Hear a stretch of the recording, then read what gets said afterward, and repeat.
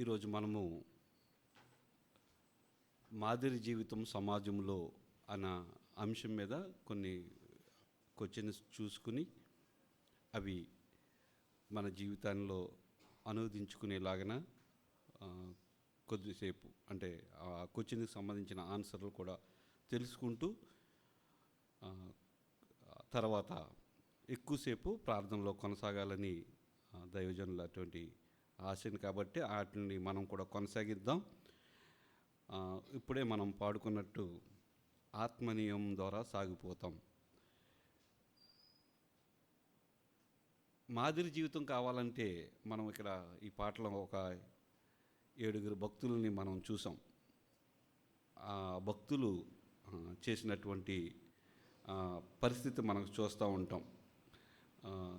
నీతిని చాటుతూ జలప్రలయంలో ఓడలో చేరినటువంటి నోవహు వలె సాగిపోతేనే మనం మాదిరిని ఉంచగలుగుతాం. మాదిరి జీవితం కావాలి అనుకుంటే ఇక్కడ నోవహు వలె, అబ్రహాం వలె, యేసేపు వలె, మోషే గారి వలె, యోబు వలె, పేతురు, పౌలు వలె అక్కడ చేసినటువంటి ఆ మాటలు మనం ధ్యానపూర్వకంగా మరొకసారి ఇంటికి వెళ్ళిన తర్వాత ఆ పాటని మనం విన్నా కానీ లేదా పాడుకున్నా కానీ మనకు అర్థమవుతూ ఉంటుంది. ఈరోజు మాదిరి జీవితం సమాజంలో ఎలా ఉండాలి అన్నదాన్ని నేను లాస్ట్ టైం మీకు చెప్పినప్పుడు, నా బైబిల్ స్టడీలో చెప్పినప్పుడు ఇంట్రడక్షన్గా మత్తయి సువార్త 5:16 మనుషులు మీ శత్రువులను చూసి పరలోకమందున్న మీ తండ్రిని మహిమపరిచినట్లు వారి ఎదుట మీ వెలుగు ప్రకాశింపనీయుడి అని ఒక మాట బైబిల్ గ్రంథంలో చదువుకున్నాం. అలాగే పౌలు గారు తెస్సలోనికీయులకు రాసిన పత్రికలో 1:7 కాబట్టి మాసిదోనియలోను అకయలోను విశ్వాసులందరికీ మాదిరైతిరి, ఎందుకనగా మీ యొద్ద నుండి ప్రభు వాక్యం మాసిదోనియలోను అకయలోను మ్రోగెను అనే ఒక 2 పదాలు చదువుకుని మనం కొన్ని మాటలను చూసుకుంటూ వెళ్ళాం. ఈరోజు ఆ పదాలకు సంబంధించి ఆ ప్రసంగంలో ఆ మాటలకు సంబంధించి కొన్ని క్వశ్చన్లు నేను తయారు చేయడం జరిగింది. ఆ క్వశ్చన్స్ మనకి ఏ విధంగా అంటే ఈరోజు ఆ క్వశ్చన్కి ఆన్సర్ కూడా ఆ రోజున చెప్పాను. అయితే మరొకసారి గుర్తు చేసి మనం ప్రేయర్లోకి వెళ్దాం. మొదటి క్వశ్చన్ నేను చదువుతున్నాను. నేను సమాజంలో మాదిరికరమైన విశ్వాసిగా ఉండాలంటే ఏం చేయాలి? ఓకే, నేను అన్నాను కాబట్టి అక్కడ మనము సమాజంలో మాదిరికరమైన విశ్వాసిగా ఉండాలంటే ఏం చేయాలి? నేను ఆ రోజును ఈ విధమైన ఆన్సర్ చెప్పాను. క్రీస్తు ప్రేమను, క్రీస్తు ప్రవర్తనను ప్రతిబింబించేవారుగా ఉండాలి. ఎలా ఉండాలంట? క్రీస్తు ప్రేమను, క్రీస్తు ప్రవర్తనను ప్రతిబింబించేవారుగా ఉంటే మన మాదిరికరమైన జీవితం సమాజంలో ఉంటుంది అని చెప్పడం జరిగింది. అంతేకాకుండా కేవలం నమ్మడం కాదు, నిత్య జీవనంలో ఆయన్ని అనుసరించేవారుగా ఉండాలి అని ఆ రోజు ఆ క్వశ్చన్కి ఆన్సర్గా ఇలా చెప్పొచ్చు అనమాట. క్రీస్తు ప్రేమను, క్రీస్తు ప్రవర్తనను ప్రతిబింబించేవారుగా ఉన్నప్పుడు మనం మాదిరికరమైన జీవితము ఉన్నట్టుగానే చెప్పొచ్చు అనమాట. ఉండాలంటే మనం క్రీస్తుని చూపించగలగాలి. మాదిరికరమైన జీవితం నేను జీవిస్తున్నాను అంటే నా వెనకాల ఎవరు కనిపించాలి? క్రీస్తు. నేను కనిపించకూడదు, క్రీస్తు కనిపిస్తుంటే ఇతను మాదిరికరమైన జీవితం జీవించే వ్యక్తి అని చెప్పుకోవడానికి ఉంటుంది. అలాగే రెండో క్వశ్చన్లో నేను సమాజంలో మాదిరికరమైన విశ్వాసిని అని అనిపించుకోవడానికి ఏ లక్షణాలు నాలో కనిపించాలి? మనం సమాజంలో మాదిరికరమైన విశ్వాసి అని అనిపించుకోవడానికి ఏ లక్షణాలు నాలో కనిపించాలి అని అంటే ప్రవర్తనలో మాదిరికరం కనిపించాలి, ప్రేమలో మాదిరి చూపించగలగాలి, క్రమశిక్షణలో మాదిరికరమైన జీవితాన్ని నేను ఇతరులకు చూపించగలగాలి, నిజాయితీ సత్యమును మాట్లాడుతూ ముందుకు సాగితే మనము మాదిరికరమైన విశ్వాసి లక్షణాలు మనలో కనబడుతూ ఉంటాయి. ఈ లక్షణాలను బట్టే మనం మాదిరికరమైన విశ్వాసులు అని చెప్పడానికి ఉంటుంది అని ఆ రోజుని చెప్పడం జరిగింది. మరొకసారి చదువుతున్నాను, నాకు వచ్చింది చూడండి. నేను సమాజంలో మాదిరికరమైన విశ్వాసి అని అనిపించుకోవడానికి ఈ లక్షణాలు నేను కనపరచాలి బయట. అంటే ప్రవర్తనలో కనపరచాలి, మాదిరికరమైన ప్రవర్తన కనపరచాలి, ప్రేమ కనపరచాలి, క్రమశిక్షణతో కూడిన జీవితాన్ని నేను చూపించాలి, నిజాయితీ కనిపించాలి, ఆత్మీయ వెదుగుదల కూడా మనలో ఉండాలి. అప్పుడే నేను మాదిరికరమైన విశ్వాసిని అని ఈ లక్షణాలను బట్టి ఇతరులు తెలుసుకుంటారు. ఈ క్వశ్చన్కి ఆన్సర్గా ఆ విధంగా చెప్పడం జరిగింది. మూడో క్వశ్చన్ చెప్తున్నాను చూడండి. మాదిరికరమైన విశ్వాసులు అనిపించుకోవడానికి తెస్సలోనిక సంఘం వారు చేసిన పనులు ఏమిటి? అవి నేను కానీ మేము మనం చేస్తున్నామా అన్న క్వశ్చన్ అనమాట. తెస్సలోనిక పత్రిక 1వ అధ్యాయం 7 వచనాలు చదవని చూసారా? ఆ 7 వచనాల్లో ఈ లక్షణాలు కనిపిస్తూ ఉంటాయి. ఆ రోజుని నేను చెప్పడం జరిగింది. మాదిరికరమైన విశ్వాసులు అనిపించుకోవడానికే తెస్సలోనిక సంఘం వారు చేసినటువంటి పనులు ఏంటంటే, దేవునిలో వారు ఉన్నట్టుగా దేవునిలో ఉన్నారు. అలాగే ప్రభు అయిన యేసుక్రీస్తునందు విశ్వాసం ఉంచారు, ప్రేమ కలిగి ఉన్నారు, ప్రభువునందు నిరీక్షణ కలిగి ఉన్నారు. అలాగే దేవునిచే ఏర్పరచబడిన వారుగా ఉన్నారు. అలాగే వాక్యాన్ని దేవుని శక్తి ద్వారా పొందుకున్న వారుగా ఉన్నారని, శ్రమల ద్వారా వెళ్తున్నప్పుడు దైవ సేవకులను పోలి నడుచుకున్నారని, పౌలు శీలను పోలి నడుచుకున్నారని, ఆత్మలను రక్షించేవారుగా వారు ఉన్నారని దగ్గరగా ఒక 7 పాయింట్లు 6 పాయింట్లు నేను ఆ రోజుని చెప్పడం జరిగింది. ఈరోజు మనకు వచ్చిన ఏంటంటే, మాదిరికరమైన విశ్వాసులు అనిపించుకోవడానికి వారు తెస్సలోనిక సంఘం వారు చేసినటువంటి పనులు మనం చూస్తున్నాం. మరి మనం కూడా మాదిరికరమైన తెస్సలోనిక వారి కోసం చదివితే మనకేం ఉపయోగం ఉండదు, కానీ మనం కూడా ఆ లక్షణాలను కలిగి ఉండి ఆ పనులు చేస్తుంటే మనం కూడా మాదిరికరమైన విశ్వాసం సమాజంలో ఉండడానికి అవకాశం ఉంటుంది. మరొకసారి చదువుతున్నాను. దేవుల్లో ఉన్నారు వాళ్ళు, తెస్సలోనిక సంఘం వారు దేవుల్లో ఉన్నట్టుగా. అలాగే క్రీస్తునందు విశ్వాసం ఉంచిన వారుగా, దేవునిచే ఏర్పరచబడిన వారుగా, దేవుని శక్తి ద్వారా వాక్యాన్ని పొందుకున్న వారుగా, శ్రమల ద్వారా వెళ్తున్నప్పుడు దైవ సేవకులను పోలి నడిచిన వారుగా, అలాగే ఆత్మలను రక్షించేవారుగా ఉన్నట్టుగా మనం చూస్తున్నాం.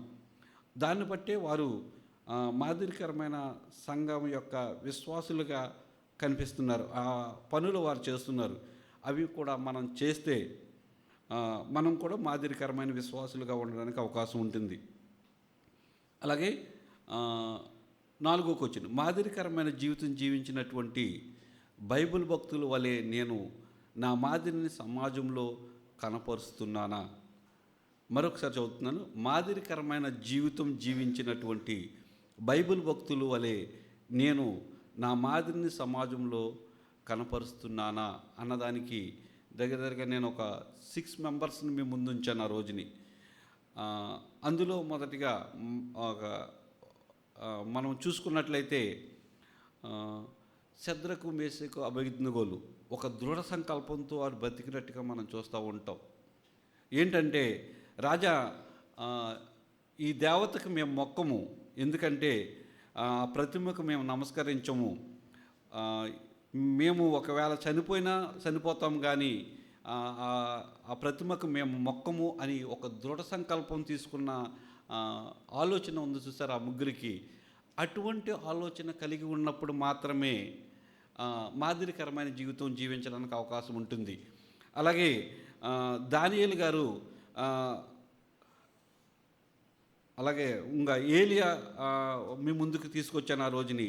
ఏలియా అంటాడు, ఎన్నాళ్ళ వరకు 2 తలంపుల మధ్య జీవిస్తారు? ఇదిగో నేను దేవుణ్ణి మొక్కుతున్నాను, దేవుణ్ణి గణపరుస్తున్నాను, మీరు కూడా ఈ పరిస్థితి చూసి గణపరచండి అని వారితో ఒక సవాల్కరమైన మాటను మాట్లాడి, ఉంటే ఇటు సైడ్ అన్నా ఉండండి, బయలు పక్కనన్నా ఉండండి, లేదా దేవుని పక్కనైనా ఉండండి అని దేవుని కొరకు ఒక తెగింపు జీవితం జీవించాడు ఏలియా గారు. అటువంటి జీవితం మనం జీవించినప్పుడు మాత్రమే మనం సమాజంలో ఒక మాదిరిని ఉంచుకోవడానికి అవకాశం ఉంటుంది. అలాగే దావీదు గారు తన శక్తి కొలది నాట్యం ఆడి సమాజం యొక్క పరిస్థితులను కూడా పక్కన పెట్టి దేవుణ్ణి మహింపరచటమే తన ముఖ్య ఉద్దేశంగా చేసుకుని ఆయన చేసినటువంటి నాట్యం కానీ, ఆ దేవుని కొరకు చేసినటువంటి ఆ త్యాగం కానీ, అటువంటి హృదయం ఉన్నప్పుడే మనము దేవుని కొరకు ఆ విధంగా బ్రతికినప్పుడు మాత్రమే ఒక మాదిరికరమైన జీవితం జీవించడానికి అవసరం ఉంటుందని, అలాగే మీరు ఎవరిని సేవించండి, నేను నా ఇంటివారు మాత్రం యెహోవానే సేవిస్తాము అని యెహోషువ చెప్పిన ఆ మాటలో అటువంటి భక్తి జీవితం మనలో ఉన్నప్పుడే మనం ఎలా ఉంటామంటే మాదిరికరమైన జీవితం సమాజంలో జీవించడానికి అవసరం ఉంటుంది. అలాగే పౌలు గారు చెప్తారు, ఇదిగో నేను క్రీస్తును పోలి నడుచుకున్నాను, మీరు నన్ను పోలి నడుచుకోండి అని ఒక స్టేట్మెంట్ ఇవ్వడం జరుగుతూ ఉంటుంది. అటువంటి స్టేట్మెంట్ మన సమాజంలో ఇవ్వగలిగినప్పుడే మనం మాదిరికరమైన జీవితాన్ని మనం జీవించగలుగుతాం. అలాగే దానియేలు గారు అంటారు, అధిపతుల దగ్గరికి వచ్చి దానియేలు ఏదైనా ఒక నింద మోపాలి అని వెతికినప్పుడు దానియేలులో ఎటువంటి నింద కానీ అసత్యం కానీ దొరకనప్పుడు వారు ఆయన్ని ఒక గుహలో వేయాలని చూసినప్పుడు కూడా ఎటువంటి లోపం కనబడదు. అయితే దాన్ని సాగ్గా తీసుకుని జరగడం జరుగుతుంది. అయితే అటువంటి గొప్ప సాక్ష్యము నాకు దానియేలు గ్రంథంలో 3 సార్లు బహుప్రియుడు అని పిలిపించుకున్నటువంటి ఏకైక వ్యక్తి దానియేలు గారే గ్రంథాల్లో చూసుకుంటే.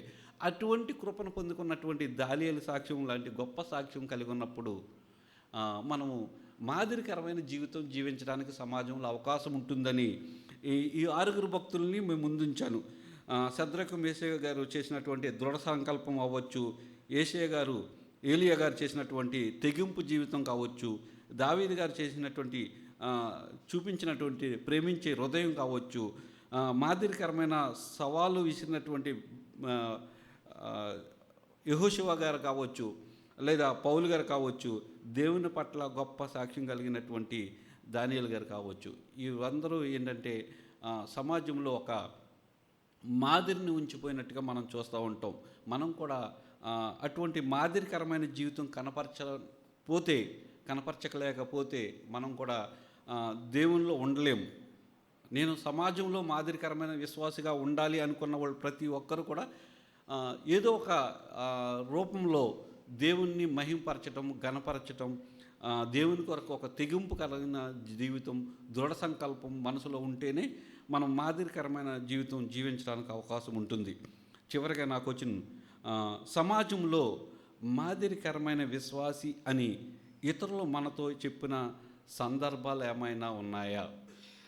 కాలేజీలు అవ్వచ్చు, స్కూల్లో అవ్వచ్చు, ఆఫీసుల్లో అవ్వచ్చు, లేదా ఇంటి పక్క వారు కావచ్చు, బంధువులు అవ్వచ్చు, ఎవరైనా సరే ఒక వ్యక్తి నువ్వు క్రైస్తవుడుగా ఉన్నావు లేదా మాదిరికరమైన జీవితం నువ్వు ఉంది అని ఇటువంటి ఒక సందర్భం ఏదైనా మనకి మనసుకు తోస్తుందా అని అంటే మనం పరీక్షించుకోవాల్సిన అవసరం ఉంటుంది. ఎందుకంటే మాదిరికరమైన విశ్వాసి అని ఇతరులు మనతో చెప్పకపోయినా, సమాజం అనిపించుకోకపోయినా మనము దేవునికి దగ్గరగా జీవిస్తున్నామా లేదా అన్నది సందేహించవలసిన అవసరం వస్తుంది. మనం చూసిన భక్తులు ఎవరైనా సరే మనకి ఒక మాదిరికరమైన జీవితం చూపించిన ఇందాక పాటలో పాడుకున్న భక్తులు అవ్వచ్చు, లేదా నేను చూపించిన ఈ 6 భక్తులు అవ్వచ్చు, వారు సమాజంలో కనపరిచారు, సమాజంలోనే వారికి సాక్ష్యం ఉంది. మరి అటువంటి పరిస్థితి మనకు లేకపోతే మనం కూడా విడవబడే పరిస్థితి ఉంటుందేమో అని భయంతో ఈ మాటలు మీకు చెప్పడం జరుగుతుంది. ఈ మాటలను, ఈ క్వశ్చన్స్ను మళ్ళొకసారి చదువుతాను. చదివిన తర్వాత మనము ప్రార్థనలో కొనసాగుతాం. ఈ పాయింట్స్ని నేను మీకు చెప్తూ ఉంటాను. ఆ పాయింట్స్ ప్రకారం సహోదరులు ప్రేయర్లో నడిపిస్తుంటే మనం అందరం ఏకీభవిద్దాం. నేను సమాజంలో మాదిరికరమైన విశ్వాసిగా ఉండాలంటే ఏం చేయాలి? ఎవరికాళ్ళే సమాధానం మీరు రాసుకోవచ్చు. నేను సమాజంలో మాదిరికరమైన విశ్వాసిని అని అనిపించుకోవడానికి నాలో ఏ లక్షణాలు కనిపించాలి? మాదిరికరమైన విశ్వాసులు అనిపించుకోవడానికి తెస్సలోనిక సంఘం వారు చేసిన పనులేంటి? అవి నేను చేస్తున్నానా అన్నది, మాదిరికరమైన జీవితం జీవించిన బైబిల్ భక్తుల వల్లే నేను నా మాదిరిని సమాజంలో కనపరుస్తున్నానా అన్న క్వశ్చన్ ఒకటి. సమాజంలో మాదిరికరమైన విశ్వాసి అని ఇతరులు మనతో చెప్పిన సందర్భాలు కానీ పరిస్థితులు కానీ ఏమన్నా మనలో ఉన్నాయా? ఈ క్వశ్చన్స్ని మనం చందించుకుంటూ మనము కొంతసేపు 7:45 అయింది, కొంతసేపు మనం ప్రార్థనలో కొనసాగుతాం. అయితే అంగం కొరకు ప్రేమగల ప్రభువా, కృపాసత్య సంపూర్ణుడైన దేవా, నీకు స్తుతి స్తోత్రాలు చెల్లిస్తున్నాం.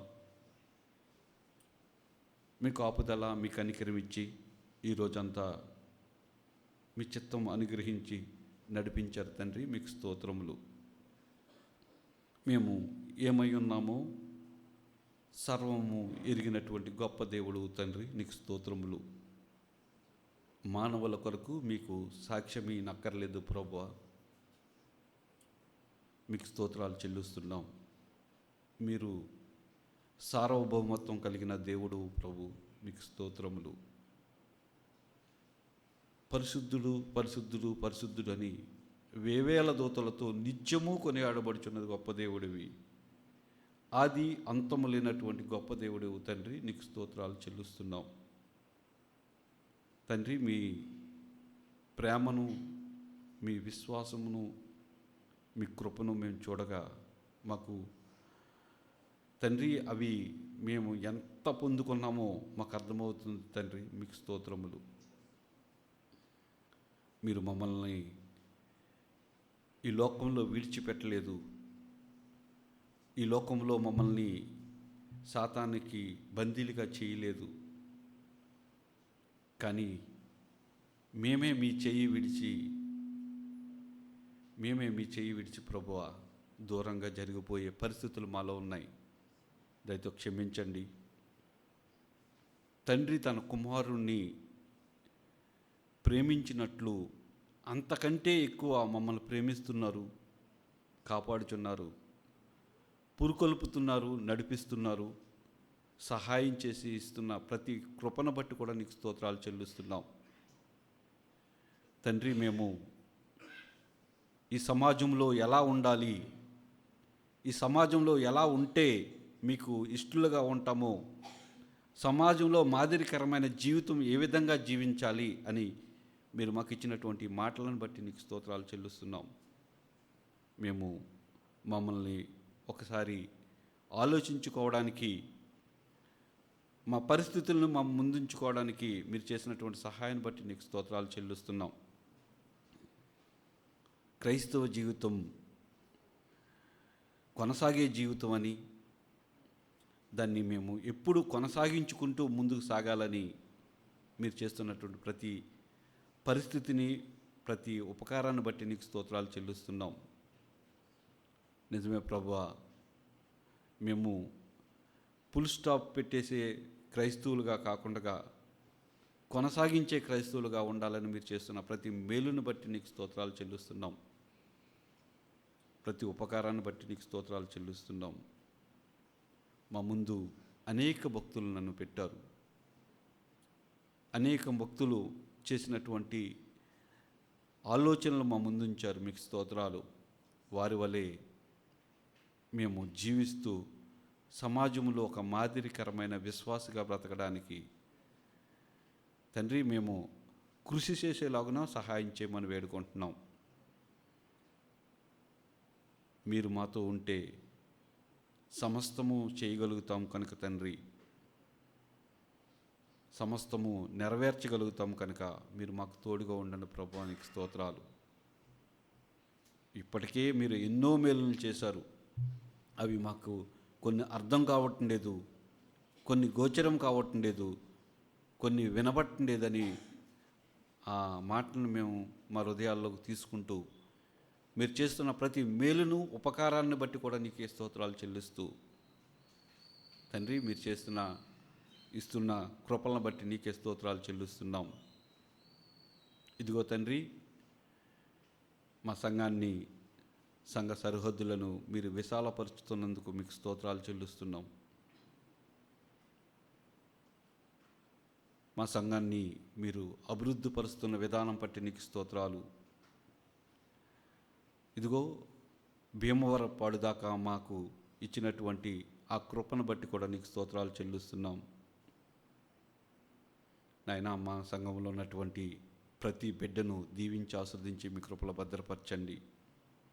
మీ కనికరం ఇవ్వండి ప్రభువా, నీకు స్తోత్రాలు. చిన్న బిడ్డ మొదలుకొని వృద్ధాప్యంలో ఉన్న బిడ్డ వరకు మీరు సహాయం చేయండి. ఎవరికి ఏం కావాలో మీరు అడగకుండానే దయచేసే దేవుడు కనుక మీరు పోషించి ఆయుత్తుపరచమని వేడుకుంటున్నాను ప్రభువా, నీకు స్తోత్రాలు. మా అనుబంధ సంఘాలను దీవించి ఆస్వాదించి మీ కృపలో భద్రపరచండి. అనుబంధ సంఘాల్లో నాయనా ఏది లోటు ఉందో మీకు బహుగా ఎరిగిన గొప్ప దేవుడు కనుక ఆ లోటును పోర్చమనుతూ మీ కృపలో భద్రపరచమని వేడుకుంటున్నాను తండ్రి, నీకు స్తోత్రాలు. అనుబంధ సంఘాల్లో ఉన్నటువంటి అవసరతల కోసం ప్రార్థన చేయుచుండగా మీ కృపని గ్రహించండి. మీ కాపుదలు ఇవ్వండి ప్రభువా, నీకు స్తోత్రాలు. మా సంఘంలోనూ అనుబంధ సంఘాల్లో జరుగుతున్నటువంటి ప్రతి పరిచర్యను దీవించి ఆస్వాదించి మీ కృపలో భద్రపరచండి. మీ కనికరం ఇవ్వండి ప్రభువా, నీకు స్తోత్రాలు. అవి నీ మహిమ కొరకు సాగడానికి మీ కనికరం మిమ్మల్ని వేడుకుంటూ, అలాగే తండ్రి సంఘము క్షేమాభివృద్ధి పొందాలంటే మేము ఎటువంటి పని చేయాలో అటువంటి కృప మాకు దయచేయమని వేడుకుంటున్నాం. క్షేమంగా అభివృద్ధిలోకి నడవాలంటే మేము ఎటువంటి ఆలోచన కలిగి ఉండాలో అది మాకు నేర్పి అభివృద్ధి పదంలోకి సంఘాన్ని నడిపించుకోవడానికి మీ కృపా కాపుదలమ్మని వేడుకుంటున్నాను తండ్రి, నీకు స్తోత్రాలు. సంఘం ఫలించటంలో అభివృద్ధి పొందడానికి మీరు సహాయం చేయమని వేడుకుంటున్నాను తండ్రి, నీకు స్తోత్రాలు. అలాగే నాయన ఐక్యతగా సంఘం ఉండడానికి మీ కాపుదలు ఇవ్వండి, మీ కనికరం ఇవ్వండి ప్రభువా, నీకు స్తోత్రాలు. సహోదరుల మధ్య ఐక్యత కలిగి, సహోదరుల పట్ల ఐక్యత కలిగి ఉండడానికి మీరు సహాయం చేయమని వేడుకుంటున్నాం నాయనా. నీ లేఖనాలు సెలవిస్తున్న ఐక్యతగా ఉంటే ఎంత మంచిదో నీ లేఖనాలు అనేకులు సెలవిచ్చిన రాసిపెట్టిన విధానం బట్టి నీకు స్తోత్రాలు. వాటిని మేము హృదయంలో తీసుకుని మేము జీవించడానికి మీ కృపా కాపుదలమ్మని వేడుకుంటున్నాను ప్రభువా, నీకు స్తోత్రాలు. అలాగే ఇతర ప్రాంతాల్లో ఉన్నటువంటి మా సంఘ పరిస్థితుల్ని, పరిచర్య ప్రాంతాలని, సంఘ విస్తరణ కొరకు కట్టుబడి ఉండే పరిస్థితుల్ని మాకు ముందుంచారు, మీకు స్తోత్రాలు. వాటిని కూడా మేము పొందుకుని ముందుకు సాగడానికి, మా సంఘము అభివృద్ధి పొందడానికి, అలాగే తండ్రి క్షేమాభివృద్ధి కలగడానికి మేము దానికోసం పాటుపడడానికి మీరు సహాయం చేయమని వేడుకుంటున్నాను ప్రభువా, నీకు స్తోత్రాలు. అలాగే తండ్రి నాయన దేశ పరిస్థితులను బట్టి నీకు స్తోత్రాలు చెల్లిస్తూ నాయన ప్రస్తుత పరిస్థితులు మాకు అననుకూలంగా ఉన్నాయి కనుక వాటిని అనుకూలంగా మార్చుకోవడానికి మీ పాదాల చెంతపడి మీ పాదాలను గోజాడుచుండగా మీరే సహాయం చేయమని వేడుకుంటున్నాను ప్రభువా, నీకు స్తోత్రాలు.